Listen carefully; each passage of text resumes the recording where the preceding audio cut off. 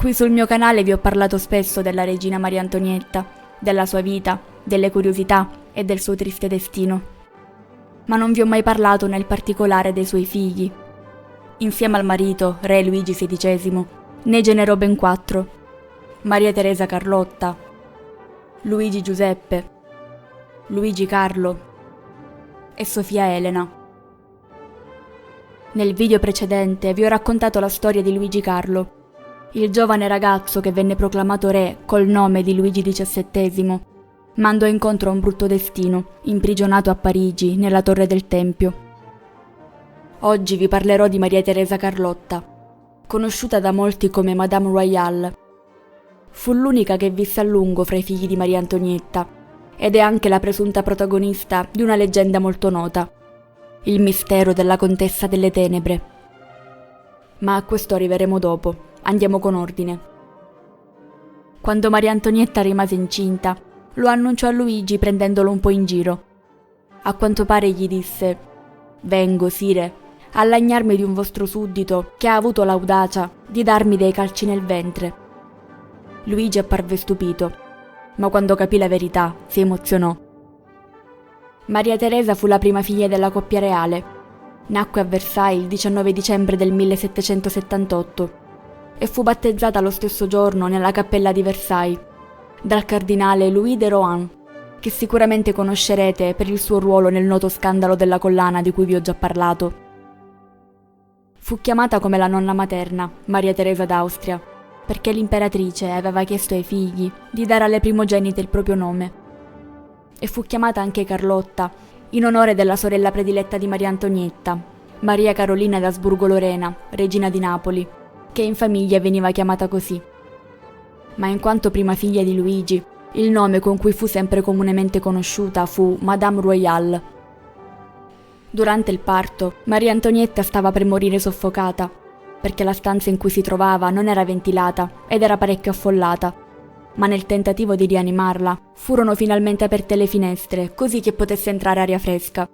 Luigi XVI, infastidito per la nascita dei futuri figli, vietò la visione pubblica, consentendo solo a pochi cortigiani fidati di assistere. Non si trattava dell'erede maschio tanto atteso, ma si dice che Maria Antonietta abbia salutato con gioia la bambina, dicendo: «Povera piccola, non sei desiderata, ma mi sarai non di meno cara. Un figlio sarebbe appartenuto allo Stato, tu appartieni a me. Avrai tutte le mie cure, condividerai tutte le mie gioie e allevierai tutte le mie pene». La bambina visse alla reggia un'infanzia unica nel suo genere, nel lusso della corte. Luigi XVI era un padre affettuoso e si divertiva a viziarla. Sua madre invece era più severa.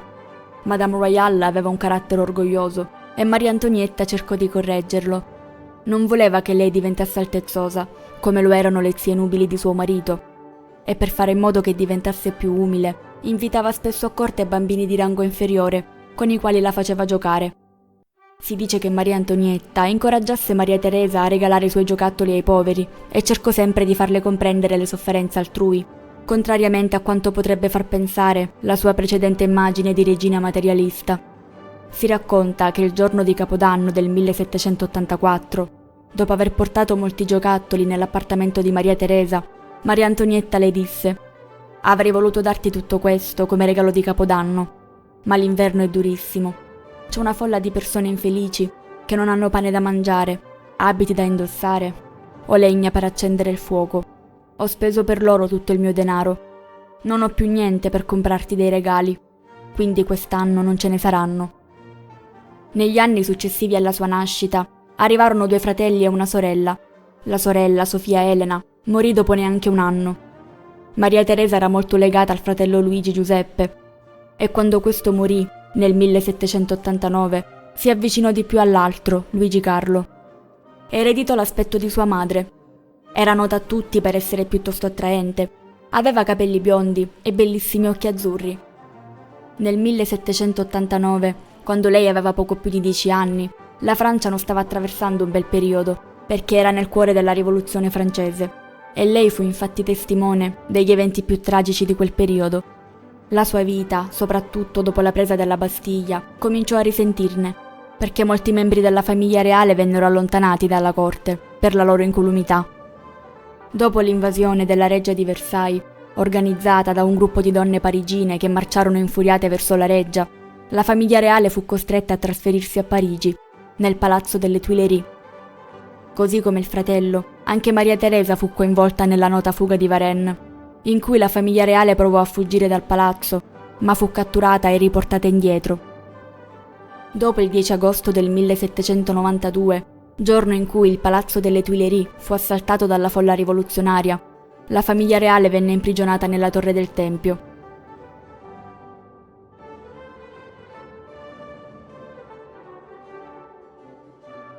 Il 21 gennaio del 1793 Luigi XVI fu giustiziato alla ghigliottina e da quel momento il giovane fratello di Maria Teresa, Luigi Carlo, fu riconosciuto dai monarchici come re Luigi XVII.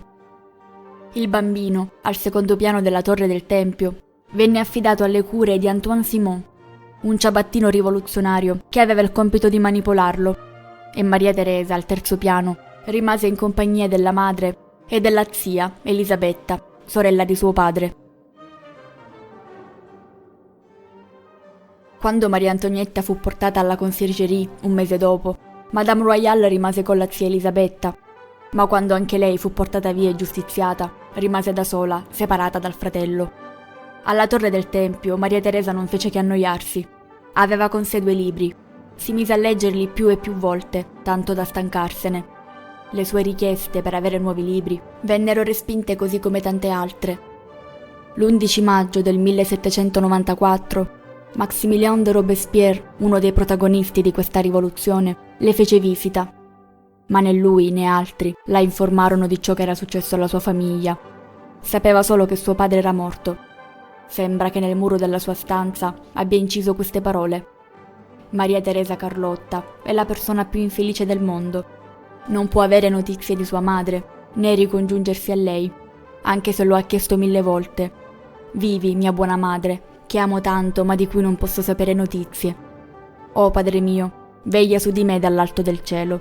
Oh mio Dio, perdona coloro che hanno fatto soffrire i miei genitori. Anche suo fratello, che era molto malato, morì l'8 giugno del 1795. In quanto unica sopravvissuta della famiglia reale, Maria Teresa diventò una vera e propria celebrità. Per tutti era l'orfana del Tempio. Alla fine di agosto venne informata di tutto ciò che era successo e scoppiò a piangere, emettendo forti singhiozzi di angoscia e dolore. Fu solo dopo la fine del terrore che a Maria Teresa venne concesso di lasciare la Francia. Fu liberata il 18 dicembre del 1795, il giorno prima di compiere 17 anni. Fu scambiata con importanti prigionieri di Francia e portata in Austria, a Vienna, luogo di nascita di sua madre, governata da suo cugino, l'imperatore del Sacro Romano Impero Francesco II, figlio del precedente imperatore Leopoldo II, che era fratello di Maria Antonietta. A Vienna incontrò quindi la sua famiglia materna, alla quale si integrò rapidamente, ma della quale non era particolarmente contenta.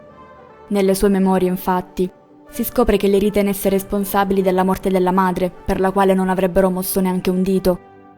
Il conte di Provenza, che dopo la morte del piccolo Luigi Carlo si era proclamato re Luigi XVIII, visse come ospite dello zar Paolo I di Russia e voleva che la nipote sposasse suo cugino, Luigi Antonio, duca d'Angoulême, futuro erede alla corona di Francia, in quanto figlio di suo fratello, il conte d'Artois, che sarebbe diventato re Carlo X. Alla corte di Vienna, invece, si progettava di farla sposare col fratello dell'imperatore, l'arciduca Carlo Luigi, un valoroso ufficiale che però era nemico della Francia. Lei rifiutò, perché preferiva sposare suo cugino. Grazie all'intervento dello zar, Maria Teresa poté lasciare la corte di Vienna nel giugno del 1799 e si unì allo zio e al suo futuro marito, che si trovavano in Curlandia, sotto la protezione dello zar. Il matrimonio ebbe luogo proprio lì, e lei divenne la duchessa di Angoulême. Fu seguito da anni in esilio, prima in Polonia, poi nuovamente in Curlandia. Nel 1807, avendo perduto tutte le speranze di rientrare in Francia, partirono per l'Inghilterra. Quando Napoleone cadde, nel 1814, la monarchia borbonica in Francia fu restaurata. Re Luigi XVIII e la duchessa di Angoulême Fecero il loro ingresso a Parigi il 3 maggio del 1814. Maria Teresa Carlotta di Francia era a quel tempo il personaggio più noto della famiglia Borbone. Ogni attenzione era rivolta a lei, soprattutto perché il sovrano la indicava costantemente alla folla e la presentava sempre a tutti. Anche se lei comunque rimaneva una donna dalle idee assolutistiche ed era in implicito disaccordo con la politica che perseguiva il sovrano. Appoggiava invece le idee dell'altro suo zio, il conte d'Artois. All'età di 36 anni, dopo 20 anni di esilio, Maria Teresa era uno degli emblemi della Restaurazione. Nel marzo del 1815 Napoleone tornò in Francia. Iniziò rapidamente a guadagnare sostenitori e raccolse un esercito, nel periodo noto come i 100 giorni. Luigi XVIII fuggì dalla Francia. Maria Teresa, che all'epoca si trovava a Bordeaux, provò a radunare le truppe locali, che decisero di difenderla, e divenne così l'eroina di Bordeaux. Sembra che il suo comportamento coraggioso abbia indotto Napoleone a dire che lei era l'unico uomo della sua famiglia. Dopo la sconfitta di Napoleone, il 18 giugno del 1815, la casa dei Borbone fu restaurata per la seconda volta e Luigi XVIII tornò in Francia. Non aveva regina, essendo vedovo dal 1810, alla morte della moglie, Maria Giuseppina di Savoia. Ed era Maria Teresa a rappresentare in qualche modo questo ruolo quando l'occasione lo richiedeva. Il suo compito oltretutto era quello di perpetuare la dinastia, ma fu impossibile, perché il marito era impotente e non ebbero mai figli.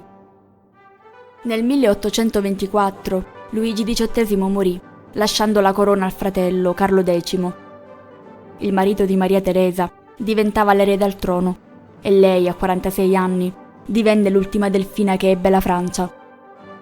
Carlo X, però, prometteva una politica volta a ristabilire la monarchia assoluta e questo portò alla rivoluzione nel luglio del 1830. Carlo X abdicò in favore di suo figlio, che diventava così Luigi XIX, e Maria Teresa in questo modo divenne ufficialmente regina, ma per poco, visto che il marito, dopo soli 20 minuti, abdicò a sua volta in favore del nipote Enrico, duca di Bordeaux, che divenne re col nome di Enrico V. Enrico V, tuttavia, non esercitò mai la funzione di monarca a causa dell'ascesa al trono di Luigi Filippo, duca d'Orléans, che fu nominato re dei francesi. Maria Teresa fu costretta a un altro esilio e andò in Inghilterra, in Scozia, a Praga, a Venezia, a Gorizia e infine in Austria. Passò quel che rimaneva della sua vita in preghiere e opere di carità. Maria Teresa Carlotta di Borbone morì di polmonite il 19 ottobre del 1851. Questa è la versione ufficiale della sua vita, ma come vi dicevo all'inizio, lei è la protagonista di un mistero molto noto, il mistero della Contessa delle Tenebre.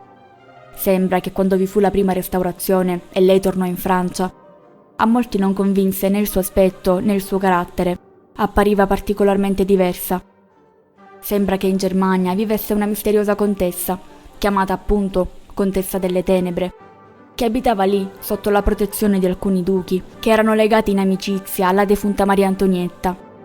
Di lei si prendeva cura un misterioso uomo. Rimase lì fino alla sua morte, avvenuta nel 1837. Questa donna non aveva una vita sociale e le poche volte in cui usciva lo faceva coprendosi con una veletta che impediva di vedere il suo volto.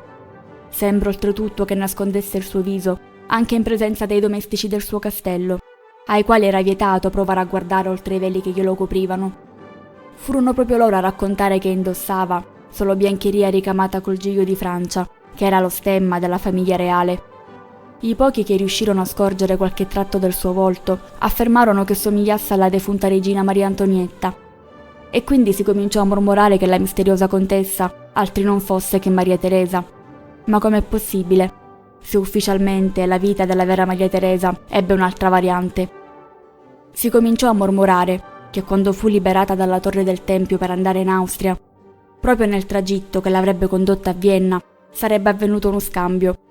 Secondo questa teoria, Maria Teresa voleva ritirarsi dalla scena pubblica e vivere una vita in tranquillità, ma chi sarebbe la donna che l'ha sostituita? L'ipotesi era che si trattasse di Ernestine Lambriquet, una figlia adottiva di Luigi XVI e Maria Antonietta, che era cresciuta insieme a Maria Teresa e che secondo alcune voci fu adottata dalla coppia reale perché era una figlia illegittima di Luigi XVI. Ma questa voce non ha nessuna certezza storica. Ad ogni modo, sembra che somigliasse a Maria Teresa, e il fatto che al suo ritorno in Francia il suo aspetto e il suo carattere avessero creato dubbi alimentò questa voce. Qualche anno fa si provò a far luce su questo mistero e il DNA della Contessa delle Tenebre fu comparato con quello del cuore di Luigi Carlo, fratello di Maria Teresa. Ciò che emerse dall'analisi è che i due DNA non corrispondevano e quindi sembrerebbe che non fosse Maria Teresa. E allora chi era? Quando la Contessa delle Tenebre morì, il misterioso uomo che si prese cura di lei disse che si trattava di una certa Sophie Botta. Tuttavia, dalle ricerche condotte sui registri anagrafici di quella regione emerse un dato importante. Sophie Botta non è mai esistita. Ma chi era allora la Contessa delle Tenebre?